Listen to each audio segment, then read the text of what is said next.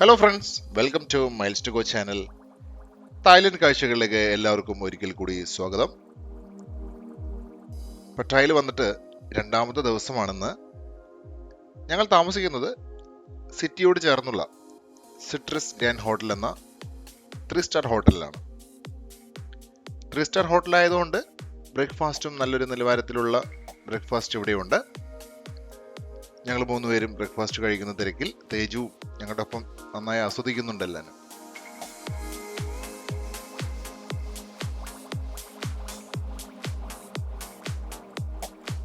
Good morning friends. Second day in Pattaya.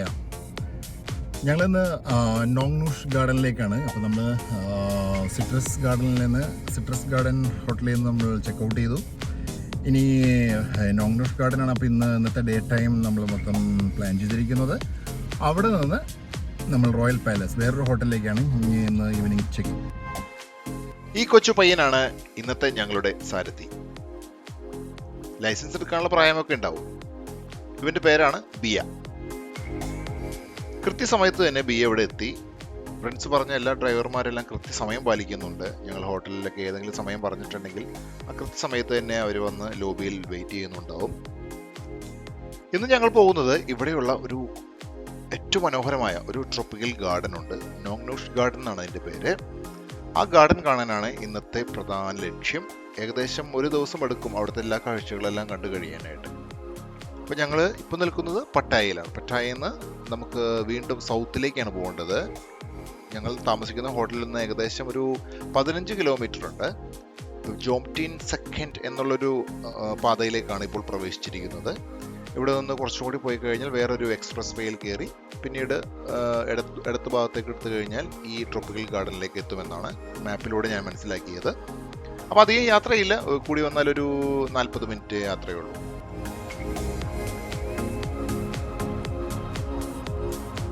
ഇപ്പോൾ ജോംടിൻ ഏരിയയിലൂടെ കടന്നു പോവുകയാണ്. പട്ടായ 3 രീതിയിലാണ് ക്ലാസിഫൈ ചെയ്തിരിക്കുന്നത്: north Pattaya, central Pattaya and south Pattaya. Central Pattaya എന്ന് പറയുന്ന സ്ഥലത്താണ് പ്രധാനമായിട്ടും വിനോദസഞ്ചാരികൾ എത്തുന്നത്. അവിടെ ഹോട്ടൽസ് എല്ലാം കൂടുതലുള്ളത് അവിടെയാണ്.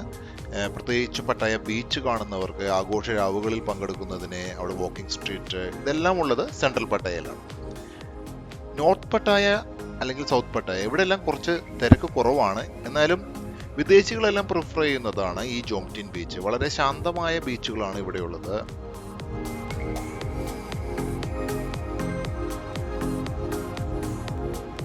നിങ്ങളിപ്പോൾ കാണുന്ന പോലെ റോഡുകളുടെ നിലവാരവും അതുപോലെ കൺസ്ട്രക്ഷൻ രീതിയുമൊക്കെ വളരെ മികച്ചതാണ് സൗത്ത് പട്ടായയിൽ, പ്രത്യേകിച്ചും ഈ ജോംടിൻ ഏരിയയിൽ. തായ്ലൻഡ് നിവാസികളുടെ നിരവധി വീടുകളും അതുപോലെ പ്രീമിയം റിസോർട്ട്സ്, ഹോട്ടൽസ്, റെസിഡൻഷ്യൽ ഫ്ലാറ്റുകൾ, ഇതെല്ലാം ഇവിടെ കൂടുതലായിട്ട് കാണുന്നുണ്ട്. ഒരു പ്രത്യേക ശാന്തമായ അന്തരീക്ഷം തന്നെയാണ് ഈ ജോംടിൻ ഏരിയയിൽ. ഞങ്ങൾക്ക് ഇവിടെ ഒരു ദിവസം വരണമെന്നുണ്ട്. സമയം കിട്ടിയാൽ ഞങ്ങൾ ജോംടിൻ ഏരിയയിലും ബീച്ചുകളൊന്ന് കറങ്ങാൻ വരുന്നുണ്ട്. സുഖുംവിറ്റ് എന്നറിയപ്പെടുന്ന ദേശീയപാതയിലൂടെയാണ് ഇപ്പോൾ പോകുന്നത്. ഇതൊരു എക്സ്പ്രസ് വേയുടെ പേരാണ്. അതാ ഒരു ബ്രൗൺ കളറിലെ ബോർഡ് കാണുന്നില്ലേ, അതാണ് നോങ്നൂഷ് ഗാർഡന്റെ സൈൻ ബോർഡാണത്. ഇവിടെ നിന്ന് നമുക്ക് ഇടത്ത് ഭാഗത്തേക്ക് തിരിഞ്ഞ് ഇനി ഏകദേശം ഒരു 2 കിലോമീറ്റർ കൂടി ഉള്ളൂ. പക്ഷെ ഇവിടെ നിന്ന് ആ ഉദ്യാനത്തിനോട് അനുബന്ധിച്ചിട്ടുള്ള അലങ്കാര പണികളെല്ലാം ഇവിടെ നമുക്ക് കാണാൻ പറ്റും. റോഡിന് ഇരുവശവുമായി നിറയെ മോഡലിങ്ങും, അതായത് വെജിറ്റബിൾ ഫ്രൂട്ട്സിൻ്റെ ഒക്കെ മോഡൽ ഒരുക്കി വെച്ചിട്ടുണ്ട്. അങ്ങനെ പല പല അലങ്കാര പണികൾ നമുക്ക് ഇവിടെ കാണാം. അങ്ങനെ ഒരു വിശാലമായ ഗേറ്റ് കടന്ന് നമ്മൾ എത്തുന്നത് വലിയൊരു പവലിയനിലേക്കാണ്. ആ പവലിയനിൽ വിവിധ രാജ്യങ്ങളുടെ ഫ്ലാഗുകളൊക്കെ സ്ഥാപിച്ചിട്ടുണ്ട്, ഇന്ത്യ അടക്കം. ഇവിടെ കാർ പാർക്ക് ചെയ്തിട്ട് വേണം ടിക്കറ്റ് എടുക്കാനായിട്ട്. ടിക്കറ്റ് നേരത്തെ പ്രിൻസ് അറേഞ്ച് ചെയ്തിട്ടുണ്ട്, എങ്കിലും നമ്മുടെ ഡ്രൈവർ പയ്യൻ അത് വാലിഡേറ്റ് ചെയ്യാനായിട്ട് മുകളിലേക്ക് കയറിപ്പോയി. ബിയ ടിക്കറ്റ് വാലിഡേറ്റ് ചെയ്യാനായിട്ട് കൗണ്ടറിലേക്ക് പോയ സമയത്ത് ഞാൻ അതിൻ്റെ മുൻവശത്തെ കാഴ്ചകളൊക്കെ ഇങ്ങനെ കണ്ടു നടക്കുകയാണ്. അപ്പോൾ ഒരു LED സ്ക്രീൻ കണ്ടു. സ്ക്രീൻ അല്ല, ഒരു ഗ്ലോബ് ഷേപ്പിലുള്ള ഒരു LED ആണ്. അതിനകത്ത് നിരവധി ഡിസ്പ്ലേകൾ ഇങ്ങനെ മാറി മാറി വരുന്നു. പ്രത്യേകിച്ചും അക്വേറിയം, ഡിനോസേഴ്സ്, അതായത് ഈ ഉദ്യാനത്തിൽ എന്തെല്ലാം കാഴ്ചകളുണ്ടോ അതെല്ലാം ഇതിനകത്ത് കാണിച്ചു തരികയാണ്. നിരവധി ആളുകൾ ഈ ഉദ്യാനം കാണാൻ വരുന്നുണ്ട്, ഗ്രൂപ്പ് ടൂറായിട്ടും ഇൻഡിവിജ്വലായിട്ടും. ഗ്രൂപ്പ് ടൂറായിട്ട് വരുന്നവർ ഫ്ലാഗെല്ലാം പിടിച്ച് അതിലൂടെ നടക്കുന്നുണ്ട്. അങ്ങനെ ഞങ്ങൾ ടിക്കറ്റ് കിട്ടി. ഞങ്ങൾ ആ ടിക്കറ്റ് വാലിഡേറ്റ് ചെയ്യുന്ന സ്ഥലത്തേക്ക് നടന്നു.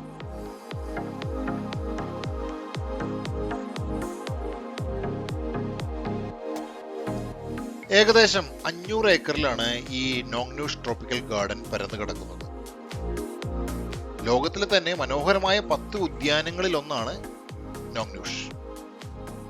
ഇത്ര വ്യാപ്തി ഉള്ളതുകൊണ്ട് നമുക്ക് നടന്നു കാണുക എന്നുള്ളത് വളരെ അസാധ്യമായൊരു കാര്യമാണ്. അതുകൊണ്ട് നമുക്ക് ഈ ഉദ്യാനം സന്ദർശിക്കാനായിട്ട് വാഹനങ്ങളുണ്ട്. ഇലക്ട്രിക് വാഹനങ്ങളിൽ കയറി നമുക്ക് യാത്ര ചെയ്യാം. നമ്മൾ എടുക്കുന്ന ടിക്കറ്റിന്റെ കൂടെ ഇത്തരത്തിലുള്ള സൗകര്യങ്ങൾ കൂടി ഉൾപ്പെടുന്നുണ്ട്. അതായത് നമുക്ക് വാഹനങ്ങളിൽ കയറാം, അതുപോലെ ഉച്ചയ്ക്ക് ഇവിടെ ലഞ്ച് പ്രൊവൈഡ് ചെയ്യുന്നുണ്ട്. പിന്നെ ഇവിടെ കുറച്ച് ഷോകൾ നടക്കുന്നുണ്ട്. അതായത് ട്രഡീഷണൽ തായ്ലൻഡ് ഡാൻസുകൾ, അതുപോലെ എലിഫന്റ് ഷോസ്, ഇതെല്ലാം കാണുന്നതിനുള്ള ടിക്കറ്റ് കൂടി ഞങ്ങൾ എടുത്തിട്ടുണ്ട്. ഞങ്ങൾ ആദ്യത്തെ സ്റ്റോപ്പിൽ ഇറങ്ങി. ഒരു ചെറിയ ഉദ്യാനമാണ്. ഞാനിങ്ങനെ കാഴ്ചകളൊക്കെ ക്യാമറയിൽ പകർത്തിക്കൊണ്ട് നടക്കുന്നു. സൂര്യ തേജുവിനെയും പിടിച്ചിട്ട് മുന്നിലൂടെ നടക്കുന്നുണ്ട്. ആദ്യം കണ്ടത് ഒരു ചെറുപ്പക്കാരൻ പഞ്ചവർണ്ണ കിളികളുമായിട്ട് അവിടെ നിൽക്കുന്നു. അതൊരു ഫോട്ടോഷൂട്ടാണ്. നമുക്ക് ആ കിളികളുടെ അടുത്ത് നിന്ന് ഫോട്ടോ എടുക്കാം. അതിങ്ങനെ തോളത്തോ കയ്യിലൊക്കെ വന്നിരിക്കും. അതിനുശേഷം ഒരു കുട്ടിയാന. ആ കുട്ടിയാനയുടെ പുറത്ത് ചെറിയ കുട്ടികൾക്കാണ് കേട്ടോ, നമുക്കൊന്നും പറ്റില്ല. ചെറിയ കുട്ടികൾക്ക്, അതായത് തേജുവിനൊക്കെ പറ്റും. പക്ഷെ തേജുവിൻ്റെ പ്രായം, അവന് 1 വയസ്സല്ലേ ആയിട്ടുള്ളൂ. അതുകൊണ്ട് അവൻ ഈ കാര്യങ്ങളൊക്കെ റെസ്പോണ്ട് ചെയ്യുന്നില്ല. ആനയെ കാണുമ്പോൾ ചെറിയൊരു പേടിയാണ്.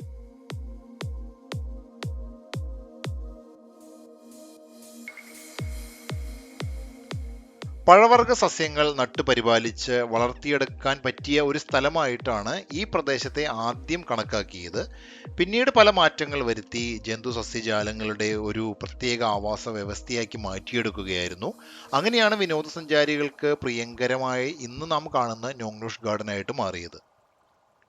ശരിക്കും ബോട്ടണി വിഷയമായിട്ടെടുത്തിരിക്കുന്ന കുട്ടികൾക്ക് ഇവിടെ ഗവേഷണത്തിനും അല്ലെങ്കിൽ അവരുടെ വിഷയത്തിനോട് ചേർന്നിരിക്കുന്ന കാര്യങ്ങളൊക്കെ മനസ്സിലാക്കാൻ പറ്റിയ ഒരിടം തന്നെയാണത്.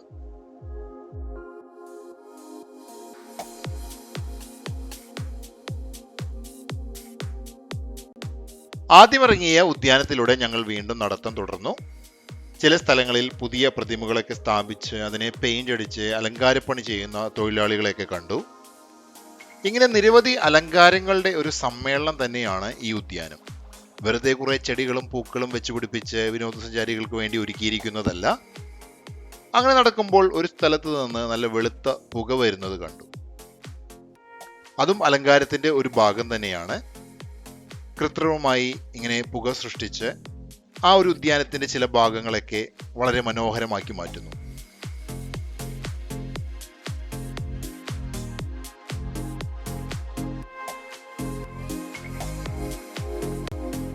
നിങ്ങളൊരു പക്ഷേ വലിയ മൃഗശാലകൾ കണ്ടിരിക്കാം. പക്ഷേ ഇതുപോലെ പക്ഷിമൃഗാദികളുടെ പ്രതിമകൾ നിറഞ്ഞ ഒരു ഉദ്യാനം അത് ലോകത്ത് വേറെ എവിടെയെങ്കിലും ഉണ്ടോ എന്ന് എനിക്ക് സംശയമാണ്. ഏകദേശം 600 ഏക്കറാണ് ഈ ഉദ്യാനത്തിന്റെ വിസ്തൃതി. അപ്പോൾ നിങ്ങൾക്ക് ഊഹിക്കാം എന്തുമാത്രം പരിശ്രമമാണ് ഈ 600 ഏക്കറിൽ പല ഭാഗങ്ങളിലായി ഇത്തരം പ്രതിമകൾ സ്ഥാപിക്കുന്നതിന് വേണ്ടി ഇവർ എടുത്തിരിക്കുന്നത്. കേവലം പ്രതിമകൾ വെച്ച് വിനോദസഞ്ചാരികളെ ആകർഷിക്കാൻ കഴിയുന്ന ഒരിടം, അതാണ് നോങ്നൂഷ് ഗാർഡൻ. ഈ കാഴ്ചകൾ കണ്ടിറങ്ങുമ്പോൾ കേവലം പ്രതിമകൾ കണ്ടിറങ്ങുന്ന ഒരു സംതൃപ്തിയല്ല, ഏകദേശം ഒരു മൃഗശാല കണ്ടിറങ്ങുന്ന രീതിയിലാണ് ആ ഒരു മാനസികാവസ്ഥയാണ് നമുക്കുള്ളത്.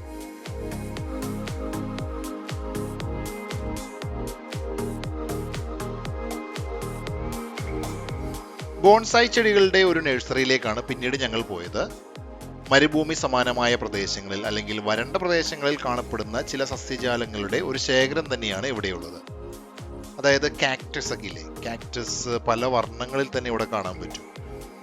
ചുവപ്പ്, മഞ്ഞ, ഓറഞ്ച്, അങ്ങനെ നിരവധി ശ്രേണികളിലുള്ള കാക്ടസ് മരങ്ങളുടെ ചെറിയ രൂപങ്ങളാണ് ഇവിടെ പരിപാലിക്കുന്നത്. ഉദ്യാനത്തിലെ കാഴ്ചകളൊക്കെ കണ്ട് ഞങ്ങളങ്ങനെ വീണ്ടും നടത്തം തുടർന്നു.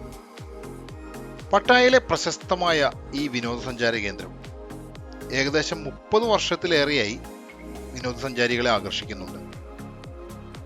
വൈവിധ്യമാർന്ന സസ്യജാലങ്ങളും വർണ്ണാഭമായ പൂക്കളും സമൃദ്ധമായ ഓർക്കിഡ് ഗാർഡനുകളും, അങ്ങനെ എല്ലാം എന്ത് മനോഹരമായിട്ടാണ് ഇവിടെ അറേഞ്ച് ചെയ്തിരിക്കുന്നത്. ആ രൂപകൽപ്പന കണ്ടാൽ തന്നെ അറിയാം ഇതിൻ്റെ പിന്നിൽ എത്രമാത്രം പരിശ്രമമാണ് ഉള്ളതെന്ന്.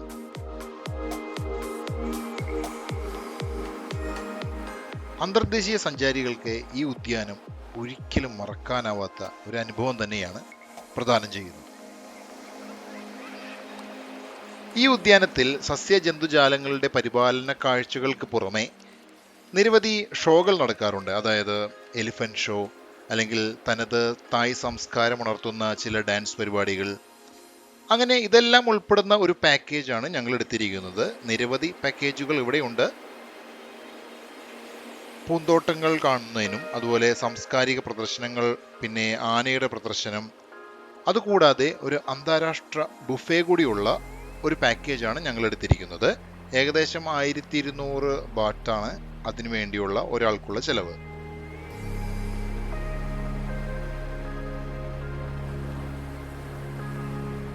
ഭക്ഷണം കഴിച്ച ശേഷം ഞങ്ങൾ വീണ്ടും കാഴ്ചകളിലേക്ക് കടന്നു. ഒരു പവലിയനിലേക്കാണ് ഞങ്ങൾ പിന്നീട് പോയത്. ഇതിന്റെ പേര് സ്കൈ ഗാർഡൻ എന്നാണ്. അതായത് ഇവിടെ സസ്യങ്ങളെല്ലാം മുകളിൽ നിന്ന് താഴേക്ക് വരുന്ന രീതിയിലാണ് ഒരുക്കിയിരിക്കുന്നത്. അതുപോലെ ജലസേചനത്തിനായി ചില സ്പ്രേയിങ് സംവിധാനങ്ങൾ മുകളിൽ നിന്ന് താഴേക്ക് കൊടുത്തിട്ടുണ്ട്. ഇതൊരു ഉദ്യാനം മാത്രമല്ല, ഇന്ത്യ, ഭൂട്ടാൻ, ചൈന, മലേഷ്യ എന്നിവിടങ്ങളിൽ നിന്നുള്ള ആളുകൾക്കുള്ള ആരാധനയ്ക്ക് കൂടി സൗകര്യം നൽകുന്നുണ്ട്. അങ്ങനെയുള്ള ചില ക്ഷേത്ര നിർമ്മിതികൾ നമുക്കിവിടെ കാണാം.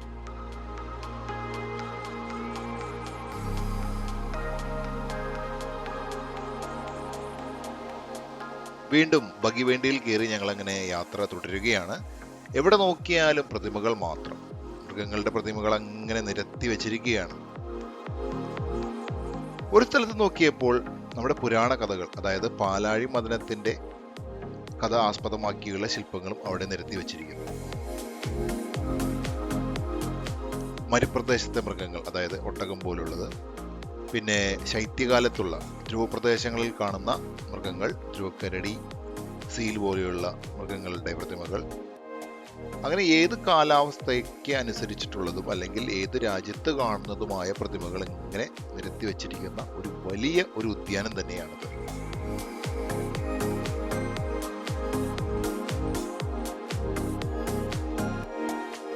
വിവിധ ഇനം ഡൈനോസറുകളുടെ പ്രതിമകളുള്ള ഒരു സ്ഥലത്തേക്കാണ് ഇനി നമ്മൾ പോകുന്നത്. അതൊരു ലോകം തന്നെയാണ്. യുഗങ്ങൾക്ക് മുമ്പ് ഈ ഭൂമിയിൽ ഉണ്ടായിരുന്ന ഡൈനോസറുകളുടെ പല രൂപങ്ങൾ, ചിലത് ഈ പ്രതിമകൾ ഉണ്ടാക്കിയവരുടെ ഒരു കാഴ്ചപ്പാടിലൂടെ തന്നെ ചെയ്തു വെച്ചിരിക്കുന്നതാവാം. അതിൻ്റെ ആകാരവും അതിൻ്റെ ഒരു പ്രത്യേക കളർ കോമ്പിനേഷനൊക്കെ അങ്ങനെയാണ് സെറ്റ് ചെയ്തിരിക്കുന്നത്. അതുണ്ടായിരുന്നതാണോ ഇല്ലയോ എന്ന് നമുക്കറിയില്ല. പക്ഷെ അവരുടെ ഭാവനയ്ക്കനുസരിച്ച് അത് ചെയ്തത് എന്തായാലും കാണാൻ നല്ല ഭംഗിയാണ്. എവിടെ നോക്കിയാലും ഡൈനോസറുകളും ഡൈനോസറുകളുടെ വർഗത്തിൽപ്പെട്ട മറ്റു ജന്തുജാലങ്ങളുടെ പ്രതിമകൾ എവിടെയും കാണാൻ പറ്റും. ഡൈനോസറുകൾ മാത്രമല്ല, അന്ന് ആ കാലത്തുണ്ടായിരുന്ന പക്ഷികൾ, വലിയ കൂറ്റൻ പക്ഷികളൊക്കെ ഉണ്ടല്ലോ, ആ പക്ഷികളുടെ രൂപങ്ങളൊക്കെ ഇവിടെ പ്രതിമകളാക്കി വെച്ചിട്ടുണ്ട്.